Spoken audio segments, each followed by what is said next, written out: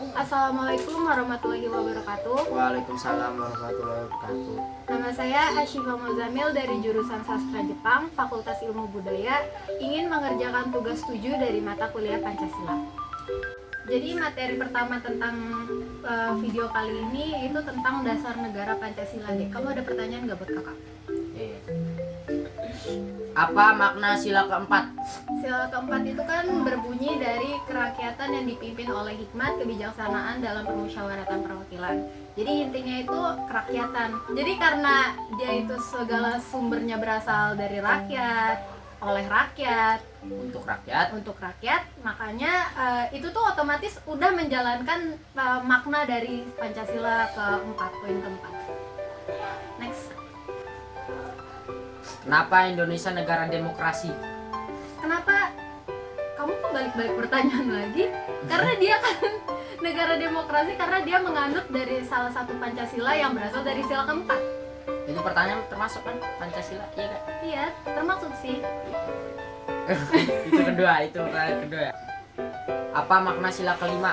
Jangan makna semua dong. Kan kata dua. Ya. Apa makna sila kelima?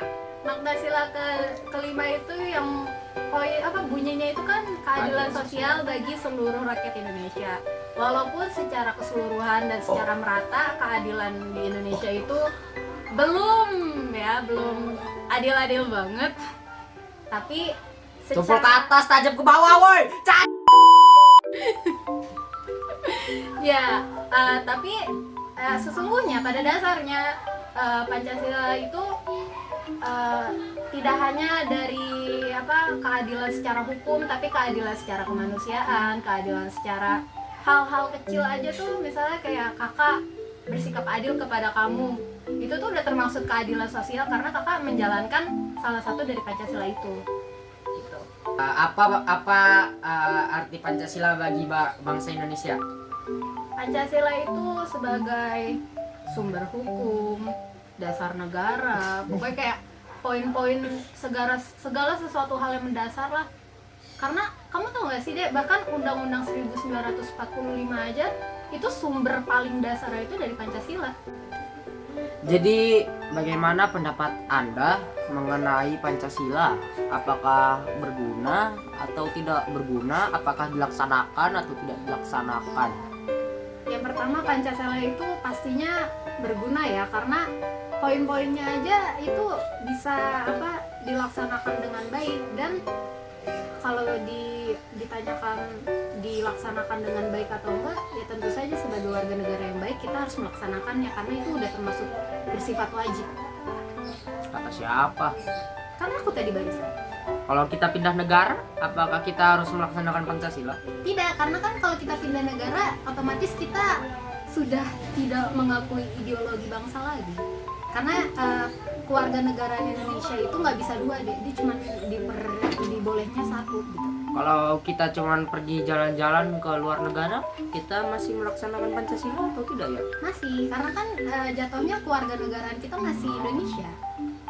Bagaimana ya cara pindah negara? Ya caranya kamu mengajukan diri. Jadi itu caranya ada yang kayak secara dipaksa keluar gitu karena melanggar, atau diusir, atau emang tidak diakui lagi. Contohnya? Tidak diakui lagi, mungkin dia sudah memiliki ini negara baru, keluarga negaraan baru, dan contohnya dia udah siapa? menetap di sana. Siapa? Apakah pernah ada orang yang diusir dari negara? Bukan diusir sih, mengundurkan diri adanya ya, setahu kakak. Kamu tahu Anggun C. Sasmi nggak? Enggak. Itu penyanyi. Jadi dia itu berkarir di negara Prancis. Dia pingin punya karena dia waktu itu kurang didukung sama pemerintah Indonesia, jadinya dia kayak ya udahlah, mendingan gue jadi warga negara Prancis biar lebih disupport gitu. Sayangnya.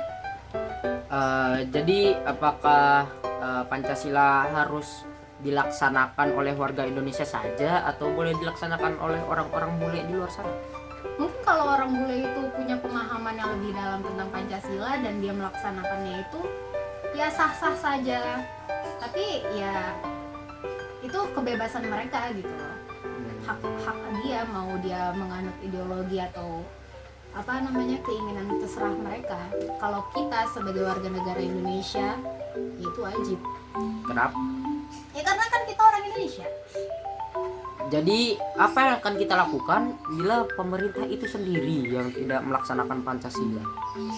Ya jatuhnya ya kalau pemerintahan itu melakukan penyelewengan, rakyat bertindak gitu loh. Karena kalau pemerintah itu tidak didukung oleh rakyat, otomatis pemerintahan itu tidak akan berfungsi dengan baik. Kan salah satu agar pemerintahan itu berjalan itu kan harus didukung oleh rakyatnya sendiri. Jadi kalau dia nggak ada rakyat, ya gimana dia mau berkuasa gitu. Kenapa Pancasila dibuat? Pertama, jadi itu waktu kan negara Indonesia itu kan ingin merdeka, otomatis mereka ingin membentuk yang namanya pemerintahan. Nah, salah satu bagian dari pemerintahan itu adalah membuat dasar negara. Apa nih dasar negara kita gitu loh. Akhirnya dibuatlah yang namanya Pancasila. Pada tahun 1945 kan merdekanya 1945 deh. Kenapa Pancasila gak 6? Karena poin kelima 5 poin itu sudah cukup untuk melambangkan keseluruhan dari karakteristik bangsa. Sebagai dasar negara menurut aku udah cukup sih, kayak nggak perlu ada ditambah. Kalaupun ada tambahan satu lagi, emang kira-kira apa? Apa arti Pancasila? Pancasila itu berasal dari bahasa Sanskerta yang artinya panca itu 5, sila itu yang artinya prinsip atau asas. Jadi terdapat 5 asas atau 5 prinsip. Contoh sila ke-1 di lingkungan sekolah. Contoh dari salah satu sila pertama di lingkungan sekolah. Ya kalau ada kegiatan keagamaan di sekolah kamu harus ikut gitu. Itu salah satu yang namanya kehidupan beragama yang ada di sekolah, itu dia mengikuti aktivitas-aktivitas. Kalau nggak ikut ya sebenarnya bisa nggak disebut dia nggak melanggar Pancasila ya, karena dia otomatis masih punya agama dong, karena walaupun dia nggak ikut gitu. Tapi diusahakan ikut sebagai salah satu bentuk, oh kita beragama loh, oh kita ingin melakukan aktivitas yang bahkan di Pancasila itu diwajibkan oleh kita gitu. Sekian dari saya, kurang lebihnya mohon maaf. Wassalamualaikum warahmatullahi wabarakatuh. Waalaikumsalam warahmatullahi wabarakatuh. Masuk tidur. Pau. Kucingnya lagi tidur ya? Enggak, dia lagi